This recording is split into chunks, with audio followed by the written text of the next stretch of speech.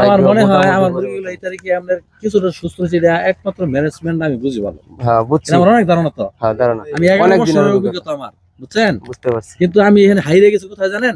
আমি হাইরে গেছি শালসার কাছে। শালসার কাছে আমি এই শালসাটা যদি না নিয়া বাইরে যে এই যে বাইরে ফাঁকি ওষুধ দিচ্ছে, এই ওষুধ থাকলে আমার মুরগি 28 দিন আপনার সাথে বেশি ওজন হবে। হ্যাঁ ওজন হবে অবশ্যই। 26 দিন আজকে মনে হয় 5-6-7 ঘন্টা, আমরা তো কিছু লেট হয়ে গেছে, 6-7 ঘন্টা 8 ঘন্টা টাইম হবো, 3টার দিক দিয়ে রাত্রে আসছে, তাহলে 26 দিন রাত্রে 3টার থেকে আবার এই পর্যন্ত এই বেলা কত সুন্দর ওজন হয়েছে। আর 28 দিন যদি হইতো মুরগি তো আপনার 2.5 কেজি প্লাস থাকতো, 2.5 কেজি প্লাস থাকতো আপনার ডা, যদি খালি এই বায়ো ফর্মুলা। উনি আমার এমন একটা সিস্টেমে আপনার চিটাগুড়টা দিছে 350 গ্রাম দেবার কাছে আপনার 10 কেজিতে, এটা আমরা সিস্টেম করে দিয়া পানির মাঝখানে সে আর কিছু মিশিয়ে দিছে, দিয়া যাতে আমার 500 গ্রাম বানাইছে ওইখানে।